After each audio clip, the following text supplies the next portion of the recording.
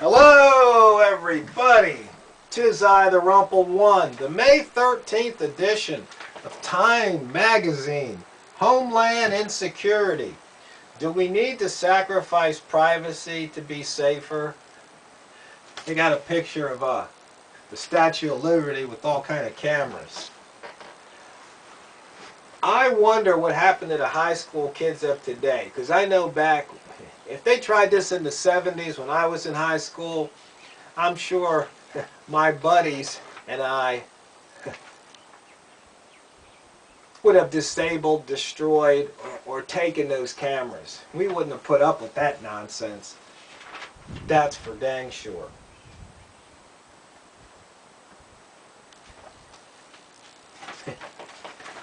Advil. 2-page ad. This lady here, Allison Thompson, co-founder of WeAdvance.org, a movement to advance the well-being of women throughout Haiti. I guess that's all well and good. People can choose to help whoever, wherever, but you just kind of wonder why they're not helping people in the U.S. We got enough problems here, but I guess it's probably nice that some people want to go around the world and help out. I just wonder about it. And let's see, in the briefing page, I'm a 34-year-old MBA center, I'm black and I'm gay. That's Jason Collins. Nice big picture of him. Who cares? Let's see, Mante Teo drafted as linebacker by the San Diego Chargers, and Tim Tebow was dropped as the quarterback by the Jets. Oh well, let's see. We've had enough Bushes. I guess Barbara Bush is saying that Jeb Bush ain't going to run for president.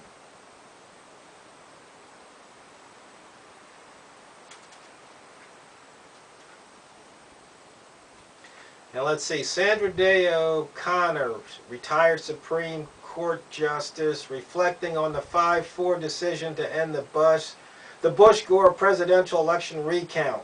And she voted with the majority, and she said probably the Supreme Court added to the problem.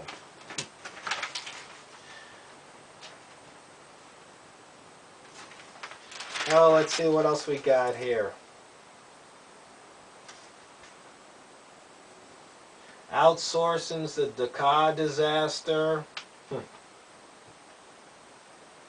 Let's see, well, at least one person got a new job in the Netherlands. Inga Bosman, a 38-year-old Amsterdam resident,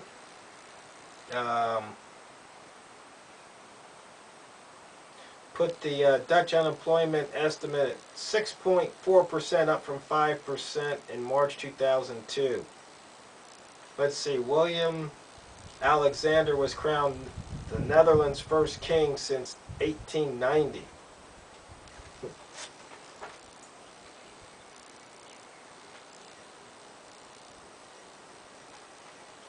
Okay, let's see. Germany, $618,679, amount that a 1939 Daimler once owned by Prime Minister Winston Churchill fetched during an eBay auction on April the 29th.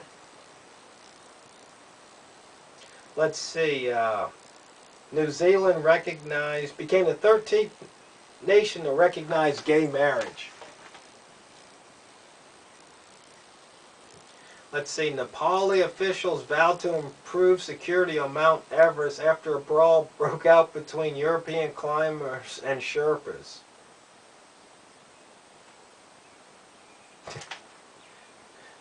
Here's a good one. 2 hospital workers in India were arrested after allegedly buying a newborn boy, then selling him on Facebook for $15,000. What are people thinking? The end of insulin. A newly discovered hormone could free diabetics from injections. Well, I guess that could be a good thing. And then here on the milestones page, George Jones died.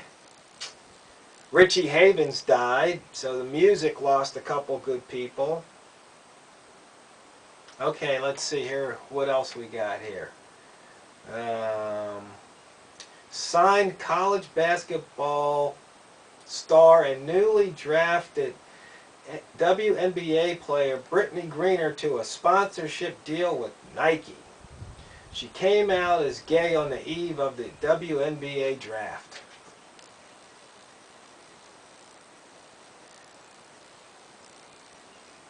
Let's see. Online gambling site UnlimitedPoker.com, which allows players in Nevada to lawfully compete in $1,000 daily and $10,000 Sunday games. New Jersey and Delaware have also legalized online gambling. You see, once again, this is power. In the land of the free, we're not so free. So that means 47 states online gambling's illegal. Let's see, the real locker room shocker. It's not that Jason Collins is coming out, it's that pro basketball is already an open workplace. They are just running this into the ground, aren't they? Okay, with or without us, the assumption that American intervention could mitigate serious carnage is flawed. See, once again, why can't we just bring all our boys and girls or fighting men and women back home, put them along the border, and just stop the madness? It's funny, I say that because on the very next page, bringing it all back home. Why the smartest foreign policy choice for the U.S. now is to focus on domestic affairs. That's pretty funny, huh? An angry Obama. Finally, political moderates have stayed quiet for too long. It's time to speak up.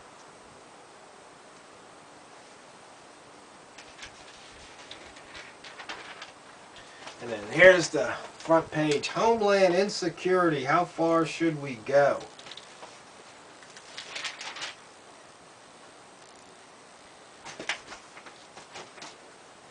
It's funny because I guess the focus is on whether or not we should quote-unquote profile. And they have a little timeline here. Security versus liberty. In times of war, Washington has often restricted personal freedoms in the name of national security. 1798, the Alien Sedation Act. The act allows deportation and detention of aliens and prohibit malicious writings against the government. You see right there, that's a violation of the First Amendment.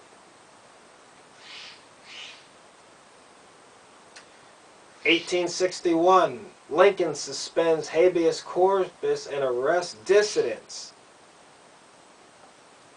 Once again, see how the government takes power? 1863, the Habeas Corpus Act permits suspension of habeas corpus by order of the President for the duration of the Civil War, allowing Lincoln to free or detain prisoners without trial and with impunity.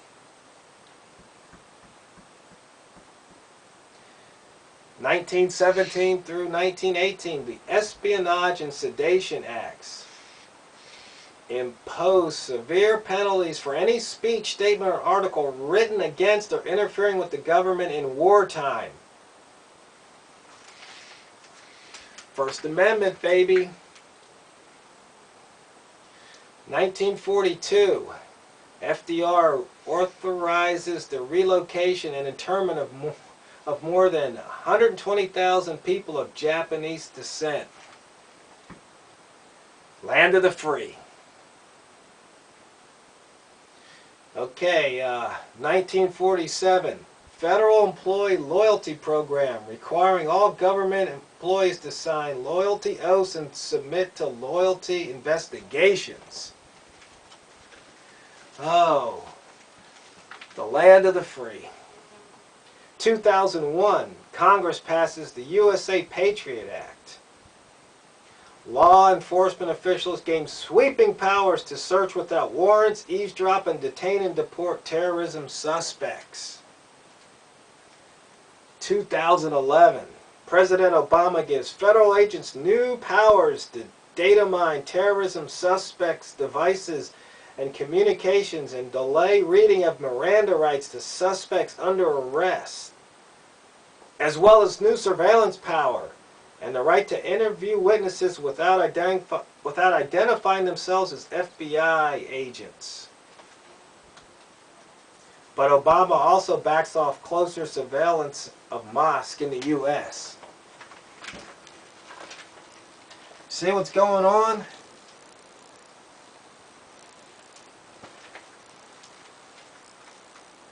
And let's see, it says now, as of April 30th, 40% of the people polled are worried that somebody in the family will be a victim of terrorism. That's 2 out of 5, 4 out of 10. Now it says, can the U.S. government eventually prevent all major attacks if it works hard enough? Let's see, it says 32% think the government can prevent. That's 1 out of 3. 1 out of 3 people actually believe that.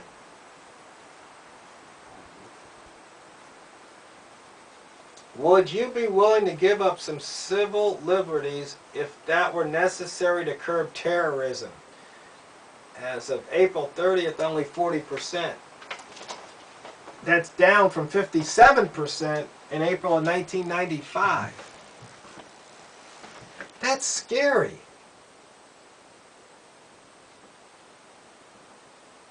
Two out of 5 people are willing to give up civil liberties.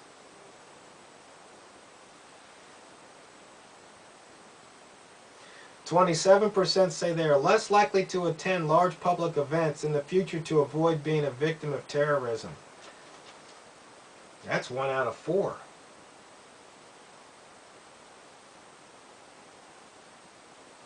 Do you favor these increased powers of investigation? Surveillance by camera of streets and other public places. 81%. Orwell was right. Monitoring of cell phones and email, 38%. Favor.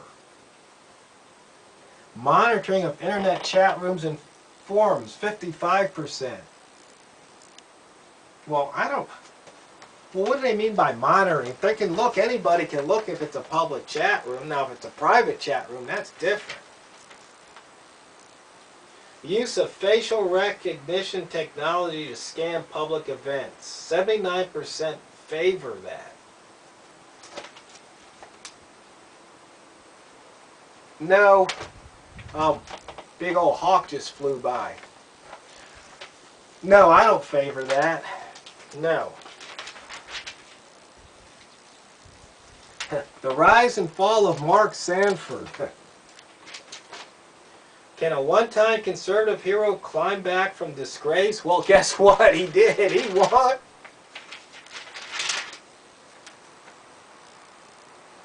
Twilight at the track. I guess people aren't going to the horse race tracks as much as they used to.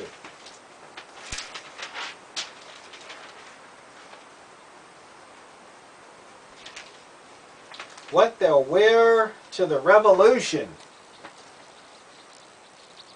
Uniqlo's well-made, well-priced casual clothing has become a global retail phenomenon. I don't know, maybe if I find something at the thrift store from that company, I'll wear it.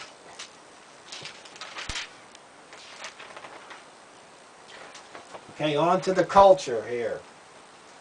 Duck Dynasty. Anybody out there watch that show? It's like the most popular show or something. I had no idea.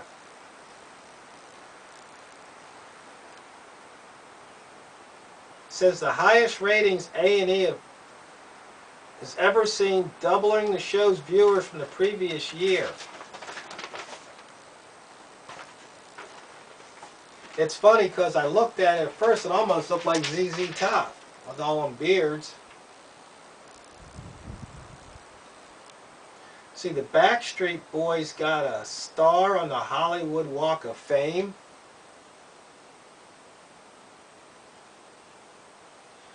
Bill Clinton's on Twitter. Do I care?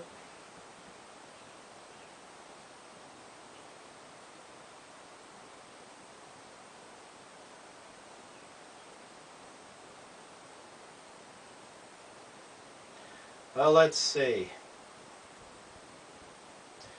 Game of Thrones, HBO fantasy drama series just attracted a series high 5.3 million viewers.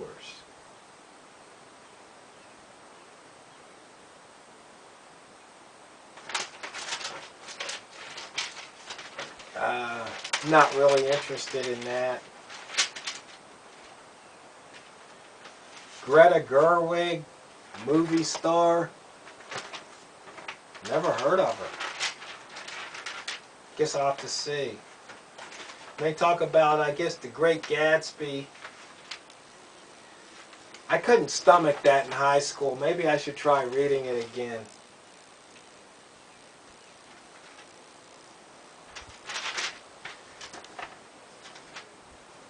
It's funny, in Los Angeles, nobody cares about voting for the mayor. And then they've got Harvard professor and global health activist Paul Farmer.